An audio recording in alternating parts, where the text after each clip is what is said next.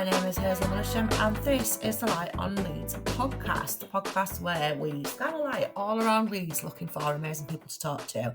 And this week's amazing person got in touch with me because I put out a post on Reddit just saying what I do and if there's anybody interested and wants to come and speak to me. And Rob got in touch and he is very interesting. He is the frontman of the Yalla Yallas, which are a fantastic band that have been going in Leeds for 16 years. They're a punk rock and roll band. They've had 6 albums. They've toured Europe. Rob talks to me about the Leeds music scene, how he got into the band, the kind of things that they've been up to. And then also tells me about how he applied to be in the Shane Meadows production of the Gallows poll that you might have seen. I think it was out a couple of months ago, maybe Christmas time. It was fantastic anyway, and I thoroughly recommend it. And he talks to me about how he got involved with the production, what that whole thing was like. He was a really interesting guest, and I think you're going to really enjoy listening to him. So on this episode of the Light on Leeds podcast, I have Rob Galloway. Hello, Rob. Hiya, you all right? I'm very well, thank you. Rob, tell me a bit about you are in a band. How did that all come about? Well, that's going back a lot of years now. How did it all come about? We've been a band. We're a punk rock and roll band from Leeds, and we've been going about 16 years now. I think we started, it's his anniversary in a couple of weeks. 16 years ago we started being a band, and we decided to be this high energy punk rock and roll band, and we've had quite an adventure since. You know, we've recorded 6 albums, we've toured Europe, we've played Blackpool Opera House, and we've done a lot of fun stuff, and we've changed our sound over the years, and we've evolved as we've grown older and become better people, and it's been quite an adventure for us. It's good. And did you all get together because you were already friends, or how did it come together? Well, the lineup's changed a few times over the years. Originally, the core of the group was me and myself and Will, who's still with us on guitar, and then we had Matthew Dempsey on bass, who's still a friend, and it was partly his idea why we formed the band in the first place. Matt Delahunty was our first main drummer, and he's not with us anymore because he's got a really super cool job now, and he tours the world with the Grand Prix, doing like all the logistics of getting. So he'll go from like Grand Prix to Grand Prix, like touring world all the time, which is, I think, wow. So Matt does that, and then over the years we've changed. Like we had a drummer called Joel come into the band, and we changed the sound a little bit with Joel there because he was a certain type of drummer. And then we've had Grant, who's been our producer throughout all this time. He's now our drummer, so he's produced us from day one, and he's now in the band, and we produce the albums together. And since Dempsey left on bass, we've got this cool French guy called Vince Caillot on bass, and he's a really talented kid. We love him. So yeah. And what do you do in the band, Rob? I'm the singer and the songwriter, and I play a little bit of guitar, but no one wants to hear me do that publicly. So, but I write the songs and produce the records, and I'm quite a lively, energetic frontman, I think. And so over 16 years, you must have seen quite a lot of changes, especially sort of in the Leeds music scene. Oh, yeah.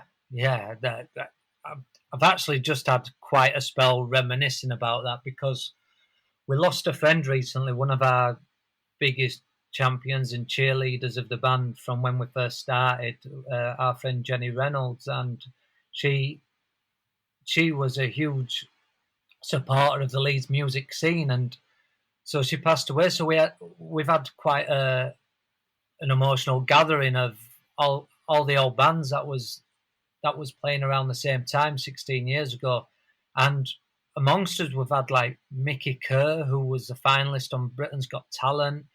We've had Sam Thornton from a band called Louie, who was a contestant on The Voice. John Gonn would have liked to have played, but I don't think he was available. He's gone on and become this international guitar superstar, and all of us have sort of we had this super creative scene in Leeds at the end of like 2006 to 2009. There was this intense period where there was all these great venues. There was all this like freedom to be creative. We were all doing his own thing. We were doing our punk rock and roll thing, and let's say Mickey was doing his like comedy sort of acoustic songs, but with some really brilliant, beautiful songwriting mixed in there. And John Gunn was doing his avant-garde guitar music, but we all encouraged each other and supported each other. We weren't just like, oh, we all need to be the same. His own individuality was sort of pushed and promoted and encouraged, and we're all still friends to this day. But we've seen it. I'll certainly talk from my perspective. I can't speak for the other guys in the scene, but I feel this the music scene within Leeds has really sort of diminished and declined by the lack of venues and sort of support and funding from the city. Really, I feel it's sort of, yeah, I feel like it's been like gentrified as the city centre. The live music scene feels non-existent to me after what I've experienced in the past. Yeah, does it sort of feel like it's kind of homogenised? Yeah, like when we used to say go out on a Saturday night, like, and you'd have all these venues like Joseph's Well, Carpe Diem. You'd have even like places like the Vine were doing live music, and everywhere had live music on, and it was quite accessible for people. It was like free entry or £3 or £4 entry, and the guest lists were massive, so no one ever paid anyway. It was like, oh, put your guest list, and it didn't really matter. But for some reason, it feels like there's only within Leeds city centre itself. Of course, we've got the Bruton L up at Leeds 6, but in the city centre itself, we've got Duck and Drake. You can walk in and catch some live music, but they tend to be like tribute and cover bands kind of things. And there's no way you can just walk in on a Saturday night and just walk in and see a band, any band, and let them try and cast a spell on you and win you over. And I feel like music and gig venues now, it's all ticketed, it's all like hidden away from the sort of like the Saturday night, the Friday and the Saturday night people who just want to come out and have a drink, and people like watching a live band, and for some reason it seems to have vanished. Like no one seems keen on putting it on anymore. Do you think some of that has to do with the sort of after effects of COVID, or do you think it started before that? I think it started before that. I think like one of the last venues we were sort of playing regularly in, which did close before COVID, but I think there were, I don't know, I think it was a hard venue to run. Like I think it's the rates of, I don't know, it's hard to run like a even a pub or a bar in Leeds City Centre. I think the rates are high for people. Like, so if you had like places like Milo's that used to exist on Coal Lane, or Bad Apples and places like that, I think because they're only small bars and trying to put on live music and you're trying to squeeze a band in there, you're taking 20, 30 people out when they need every person in. And I don't know, I think there's something, I just genuinely, I can't get my head around it, but I've noticed all these like little bars that would entertain live music have just knocked it all on head, or those bars have closed and become something else, or I'm not quite sure, but I feel like it's been happening for certainly within the last 10 years. I think it's been a gradual decline. The Cockpit going and not being replaced, Joseph's Well going, not being replaced, Carpe Diem, that was a massive one for us. That closed and doesn't get replaced, and gradually we're down to like a handful of places now, and I find it quite saddening. It is, it's really sad. And when you said about, you've travelled all over the country and in Europe, have you noticed a similar thing happening everywhere, or do you think it's something that's particular to Leeds? Yeah, I find it quite. I sometimes think I'm kiss of death because every school I've ever been to has been shut down, and half of venues that I've ever played have ended up shutting down, and I feel like I might be like the kiss of death on places, but it's happening certainly all over the country. Like there's the 12 bar in Soho. It's been there for years. Adele cut her teeth at the 12 bar in Soho, and it's like this dingy, like punk rock venue that's been there for decades, and people would cut their teeth and work through it. But we go and play, and then you try come back 3 or 4 years later, and it's closed, and they're having similar complaints as to what we have in the north in Leeds, and people in Manchester. There's a constant battle with the night and day cafe in Manchester. Yeah, I've been reading about that. And it's just I feel like and the hairy dog in Derby has been constantly battling. I feel it's a nationwide thing that there's something, whether it's the more people living in city centre, so councils don't want to grant music licences to venues, I'm not sure, because they don't want to deal with the complaints of residents if they're trying to attract people to live in the city centre. I don't know, but I feel like there's something happening. And in Europe, that I feel there's quite a music culture. I feel they still embrace the arts and the music and the culture, and they realise the importance of it for a healthy society. I think, you know. Yeah, and it seems a real shame as well, doesn't it? Because, formerly known as Leeds College of Music, the Conservatoire, we've got all of these young new people coming into the city, and it just, seems a shame there's nowhere for them to play. Yeah, and especially when people seem to really love music. People really love live music. Like, if you're even your Saturday night TV is geared around musicians and arts and dancers, and whether it's like Strictly Come Dancing or whether it's The Voice or something, people are attracted to that kind of entertainment. But yet, Saturday night nightlife is devoid of quite a lot of that kind of entertainment. It's set around like just, I don't know, like a cafe culture in bars now, which is quite cool, but I think you need a balance. I think you can have the like more chilled out cafe kind of restaurant bar kind of nightlife, which we were always aspiring for in '90s. We were always like, oh, so cool that Europe has this, and now we're getting this in Leeds. We've turfed out as quite as lively entertainment kind of culture as well. Yeah, it is a shame. And as you've been in the band for 16 years, do you feel, I don't know, is it sort of like a different energy in the band? Have you managed to maintain that? Because it must sort of, I imagine that when you first started out, sort of the rock and roll lifestyle was more applicable. How has that turned out? I'm still rock and roll as anything, I think. I still have live on stage. We still play our hearts out, whereas dangerous live is what we were when we started. And it's still a lot of fun. You still have that inner spirit with that, but on record, as we've been recording over the years, I feel like we've matured a lot, and that you write from a different perspective as you sort of get old and go through the years. I can't write in a similar way as what I was writing in the first two albums, for example, to how I write now, because you have personal growth, you have times of reflection, and other things matter more than what they did then, and so your viewpoint changes, and that's one thing I'm really proud of being in the band for 16 years is you can look back and each album is like a little snapshot of who I was at that time.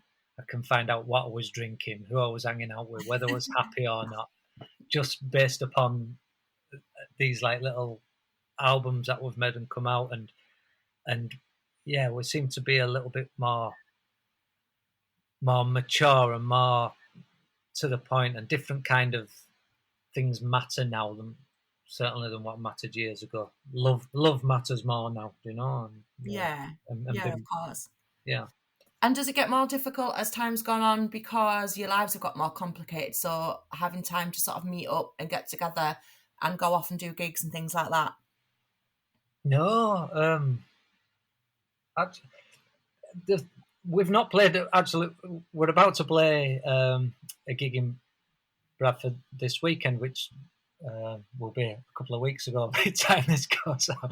But we're about to play his first show in about 4 years live. And that's not necessarily down to lives becoming more complicated or things like that.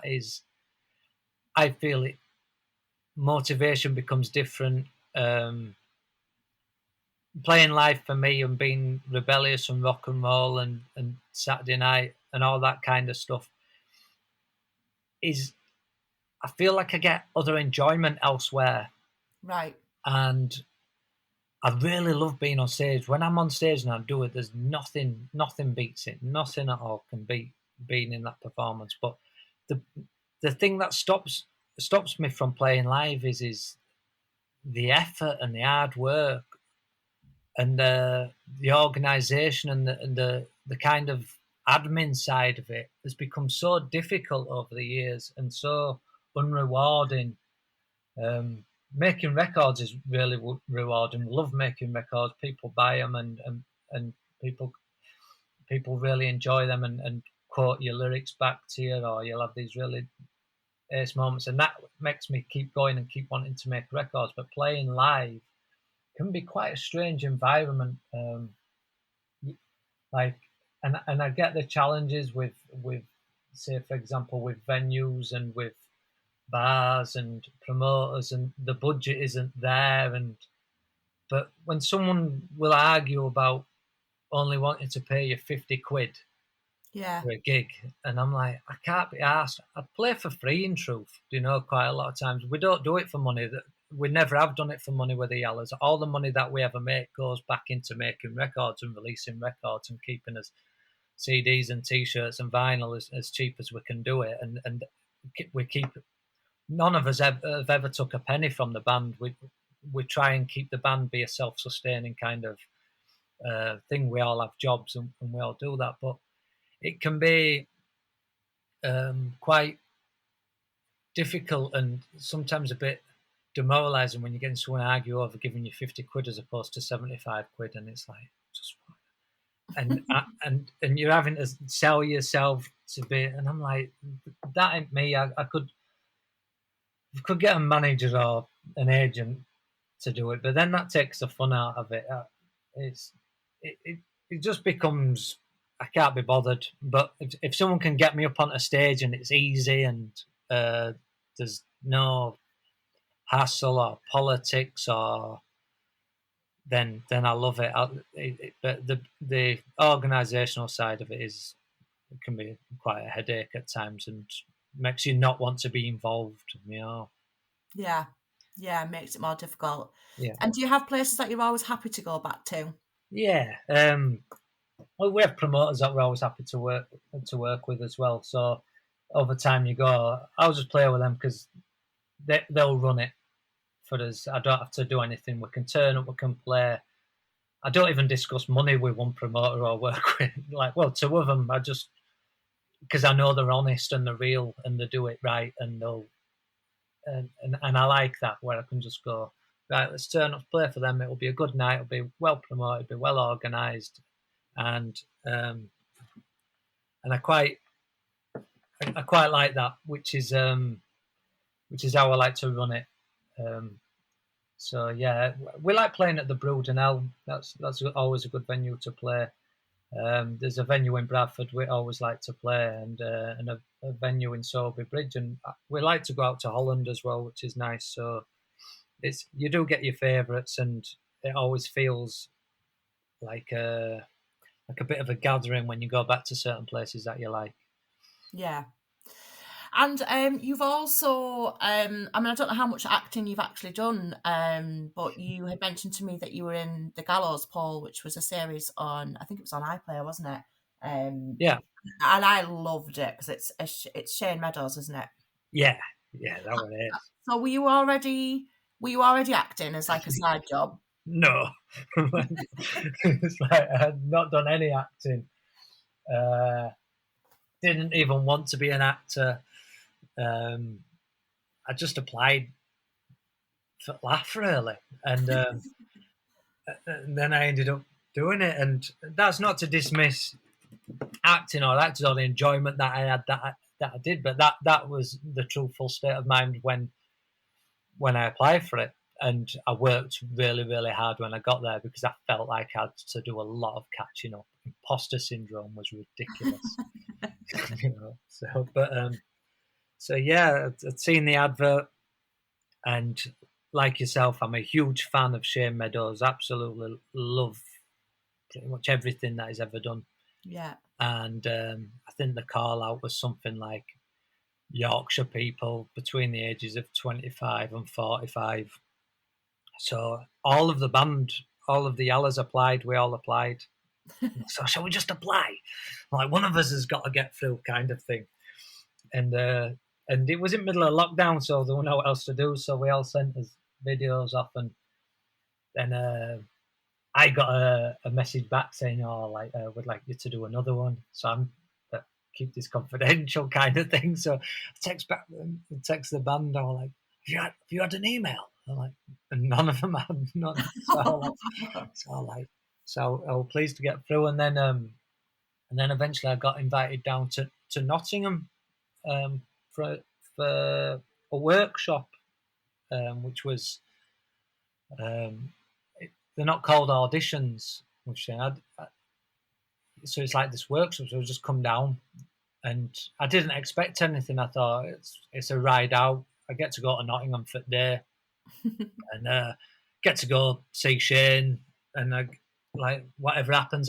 So I went with no expectation, no kind of preconceived ideas, and I just went, and by then I'd found out what the project was, and it was a book by Benjamin Myers called The Gallows Pole, and I'd been reading that, and I loved it. I absolutely loved the language and the story, and I just totally absorbed it. And I went and I did the audition.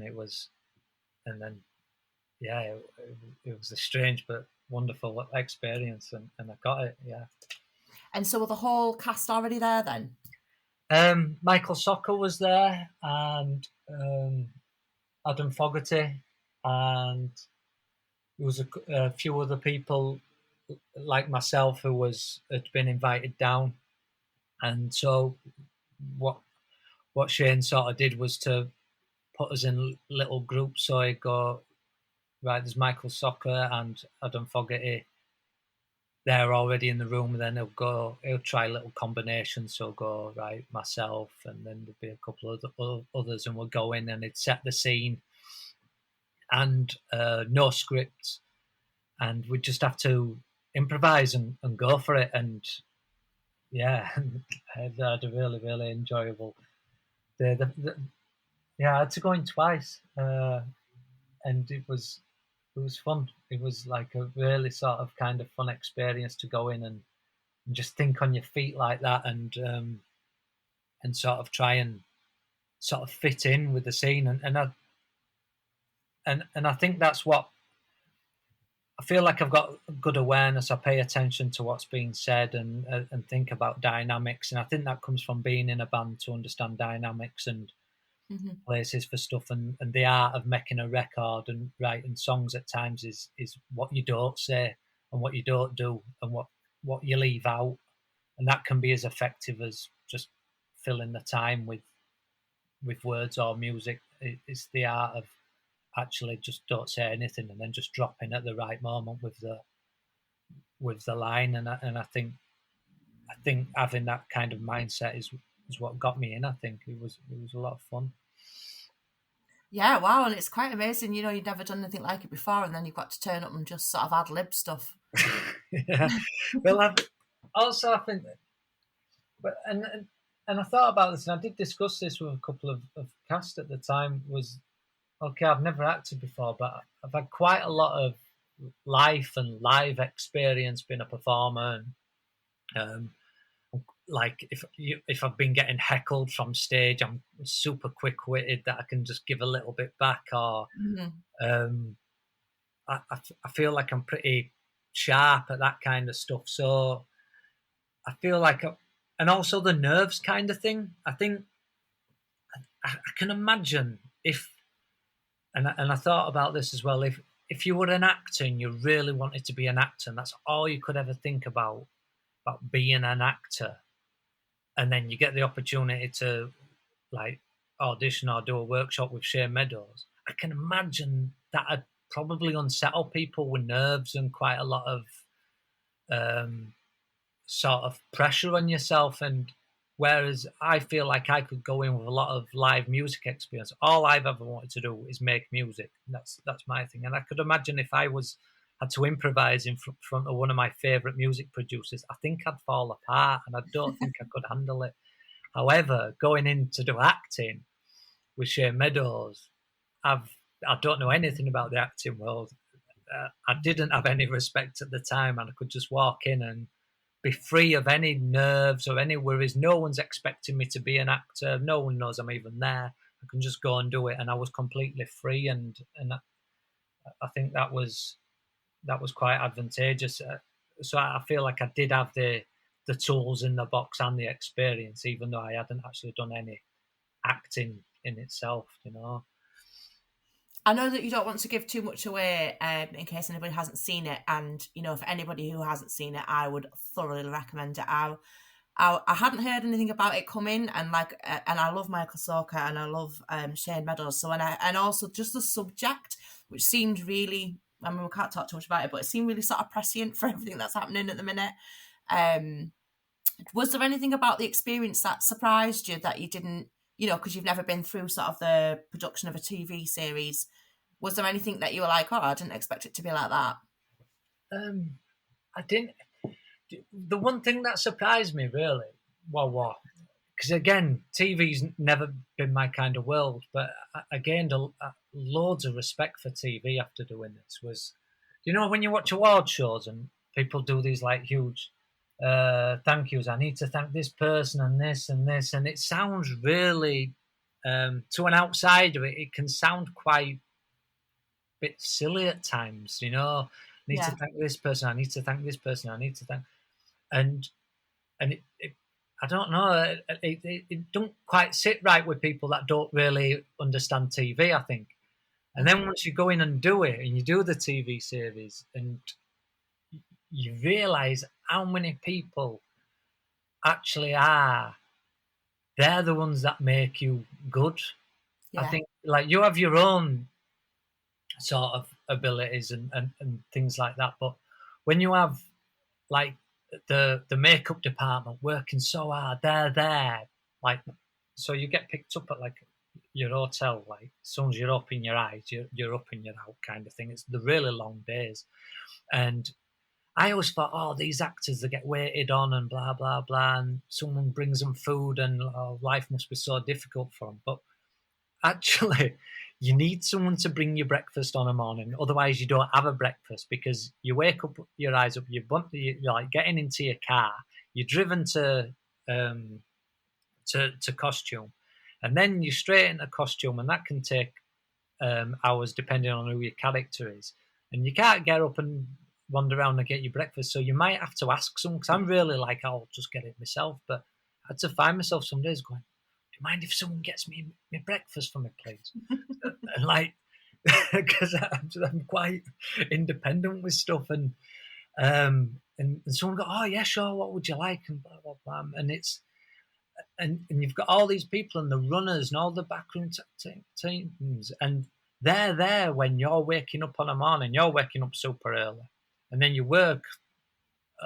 It can be a really long day, and they're there all day, and then they're still there when you've finished after a 12-hour day, and then you go back to the hotel, and about 2 hours after that, they're all coming back to the hotel, and you realise the work and the effort and the amount of hours people in that industry truly do put in. And I didn't expect that, and I came away with huge admiration for all the people behind the scenes of that kind of effort and talent and work rate, because they're the ones that keep you looking good, sounding good, and supporting you to be free in your moments and to make it as realistic as possible, which that just blew my mind. So now when you hear the long list of thank yous and award ceremonies, you're completely appreciative. Absolutely, yeah, I really do. It completely converted me now. I don't think what are they on about there now. I totally get it now. I really understand it, and yeah, and like yeah, it's a different world.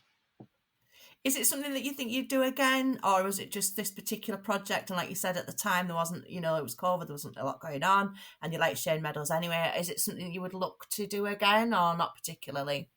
Well, I think we'd all like to do another one of this. I think that's the aim for everyone at some point, to do more of the Gallows Pole, because there's quite a lot of the story left to do. Basically, the series is a prequel to the book, and we've took it to the start of the book. So there's a whole book to get into, really. So it'd be really nice, I think, hopefully, fingers crossed for everyone, if the opportunity and the planets align, that we get to do that again. And but I've not thought about any other acting at all. I've not applied for any roles. I've not even bothered getting an agent. I'm like quite. I'm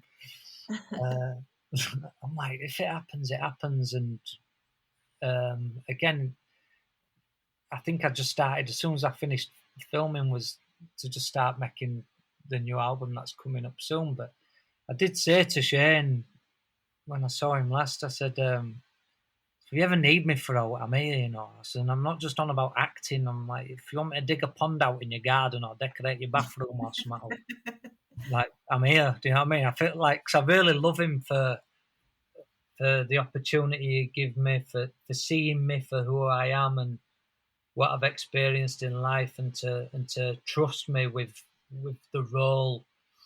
I love him for that, and like, I'm always grateful for that. So I'm always available for him. Whatever he needs me for, let's say digging a pond, I'll do it for him. Oh. And Rob, you were telling me that you've got a special gig coming up that is related. Yeah, Saturday, 2nd of December, and I'm going to be doing an acoustic performance in the pub, Barb's Pub from Gallows Pole, in Heptonstall. So it's a museum ordinarily, and so yeah, there's going to be a few of us from the series doing some music and poetry. But yeah, I'm really looking forward to getting back in that room and singing some songs and sort of supporting the museum as well, because they're run by volunteers, and so yeah, they need all the support and help that they can get. And if I can come back and help with that, I think that'd be quite cool. Yeah, definitely. Sounds fantastic. Can you tell us anything about the Yalla Yallas new album? What sort of concept is it? What have you looked at artwork and things like that yet, or are you a long way off?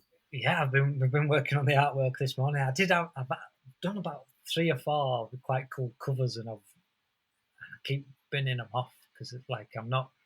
The latest one was quite cool, but I've fallen out of love with it. So I started working on another one this morning. But the album's pretty much, we've got one more little mixing session to do, and we're hoping it'll come out. It's probably going to be February, I think, by now. I think February, maybe March. We were hoping it'd be out sooner, but we're still working on things. We want to get it absolutely right. But the thread and the theme of it is quite. I've decided to put. Do you know, like when albums are sequenced and stuff like that? Like, do you remember old days, like when you used to get like side 1 and side 2 on an album? You got all like the pop hits on side 1, all the good stuff.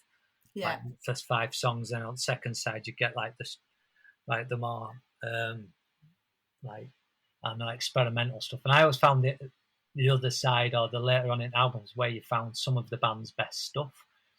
So we wrote the album, and I wrote the album, and all what I thought were all the singles and the what will be catchy and be like the songs at the gigs I've put on side one, but I've flipped it round. So the stuff that actually I like, that I really love, I've put on side one now. So and we've put all singles on the other side because I want people to hear all the stuff that we're most passionate about. Well, I'm passionate about all of it. I'm really proud of this album. I think it's quite a common thing for people to say, but I truly do believe it's the best thing we've ever done. I feel it's the best I've ever sung, the best songs I've ever written, and the best we've ever played, and the best produced. And yeah, I'm really, really proud of it. Oh, well, that's great to hear. Rob, have you lived in Leeds all of your life? Yeah, I wouldn't live anywhere else. I always ask that question. It doesn't really matter. I mean, people could have lived here for 2 weeks, but I always say they're qualified to answer the 3 questions that I ask every guest. Okay. So the first question is, what do you think is great about the city of Leeds? What I think's great about Leeds is its location, and because we're not this like mega city like London or Manchester or something like that. We're still a decent city. We've got everything that you need in a city, in a modern city. We've got like the arena, we've got like still got a few gig venues, and we've got like bars and shops. We've got all the things that you need in the city, but it's not too huge. And by Leeds not being such a huge city, you can head out of the city in any direction for like 20 minutes, half an hour, or an hour, or whatever. And if you head out to the east, you'll get to the coast. If you head out to the west, you'll get like up into the hills. And if you head up north, you're getting certainly up into the Dales, and head south and you're getting down towards the Pennines. Wherever you head out of Leeds, you're just surrounded by beauty. And and I really love that you can just like jump on a train or just drive out somewhere, and you're in a place where people travel from America halfway around the world to see the Dales, and to see like Ardcastle Crags or something like that, and we've got it all on his doorstep, and I really love that. Yeah, I agree. And if you had to choose something that is not so great about the city, what would you go for? I think we discussed it earlier. I feel it's become a little bit gentrified in a way that art and music and culture's been ever so slightly edged out of the city. I think there's elements still there, but I feel like it's disappearing in truth. And yeah, I'm a little bit worried about it. And if somebody was had been a resident of Leeds for a very long time, would you be able to tell them about something that you would consider to be a hidden gem that they might never have heard of? Yeah, I'd like to. Yeah, I think I've got 2. Can I sneak? Yeah, of course you can. Can I sneak 2 in? You can. Right. Brian, the hairdresser in Leeds Market. Right. There's this old-fashioned hairdresser down at the bottom of Leeds Market. He'll do your hair for £5, and his quality is ace. And he does all the Yalla Yallas bands haircut, and he does most of the bands in Leeds. Louis, whatever. We all go and have his haircuts there for £5, and it's not because it's £5. I give him more. In fact, I'm going there after this. We'll all give him a couple of quid more, but he enjoys it. So yeah, Brian in Leeds Market. But the big one for me, because it angers me a little bit, is sometimes the recognition that someone can get, the lack of recognition someone can get. There's a guy called Doc Paul Holiday, and he runs this event called Doc Stock, and he's been running it for about 16 years at least, probably 18 years. Nearly every band in Leeds has probably played one of his events called Doc Stock. Mm-hmm. Now, Doc is not the most organised person in the world. He's not the most. His posters are still done on clip art and stuff like that. And he does these weird events, and he books anyone. There's no order or logic to who he books. He just books a band. There'll be an heavy metal band, and there'll be an acoustic singer-songwriter, then there'll be an avant-garde jazz stoner band on or something. And then these really chaotic, I won't say chaotic, but sort of strange but wonderful events that he's been running for years. And most bands play the first gig there, and he doesn't deny anyone if someone goes, "Can I play?" and go, "Yeah." It doesn't ask for a CD, doesn't ask for a link on a website. It'll just book anyone, and he's been doing that for about 18 years, and it's always for charity. So he's raised loads for, like, I think his latest events are for Macmillan. He's done stuff for Shelter in past, and one thing I do get a little bit angry about is there's quite a lot of bands from Leeds that have done very well, and they will have played for Doc over years, and I feel like he gets a little bit ignored by the alumni of the musicians of Leeds. I think someone could throw him like a decent little gig of, come on, let's all come back and raise some money and give this man some kind of credit, because he's doing it for no other purpose than just to give young bands and bands a platform to perform. And he's been running that at the Primrose, but I think he's moved it to Holbeck now. So, and he's kept it in sort of like areas as well where you wouldn't normally have music, which is quite good. And he's been running that for years, and I think he's done a very good job. So I'd like the people of Leeds to look up the Doc Stock events, and you're in for a time. You get some truly awful bands on, I must admit, but then you get some really good bands on, and then you get like some crazy stuff. And I think it's ace, and I think he just does it for the pure love of seeing these people progress. And I think it's ace, and people are. Well, I'm definitely going to go and look that up. That's a brilliant hidden gem. Yeah. And you've sort of touched on it, Rob, but what will you be doing with the rest of your day today? I want to go have an haircut with Brian in Leeds Market. Yeah. Love Brian as ace. Well, thank you so very much for coming along and speaking to me. And you have featured a song by the Yalla Yallas called Into the Future. What can you tell us about the track that you've chosen? Yeah, it's this gospel rock and roll kind of song that I wrote on one of his earlier albums called Outsider. I think it came out in 2019. And this is the reason why I'm putting all the other songs that I wanted on side 2 on side 1, because this ended up on end of side 2, and I don't think anyone heard it because it was the last track on the album. And it's one of my favourite songs I've ever written, and it's just got so much hope in it, and I really live by the lyric of Into the Future. Like, don't sit around worrying about the past and all this kind of stuff that's happened. Just keep going forward, keep going into the future with love. And yeah, so that's the message I want with this song, you know. Well, that's a really great sentiment to finish the interview. Thank you so very much, Rob. No, thank you. I've loved being on. It's good. Thank you. Good luck with everything, and I can't wait to see. I can't wait to hear your new album, and I can't wait to see the next instalment of Gallow's, Paul. Hopefully, fingers crossed for all of that. I loved speaking to Rob Galloway. I thought he was really interesting. I loved hearing about the history of the Yalla Yallas and about his thoughts on the Leeds music scene, the gentrification of Leeds. I loved hearing about the Gallows, Paul. As usual, there are loads of links in the podcast notes to everything that Rob is doing and the things that we chatted about. Keep a lookout for their new album coming out soon and the gigs that they've got coming up. And yeah, have a fantastic weekend. Listen to Into the Future by the Yalla Yallas, which is just a great track.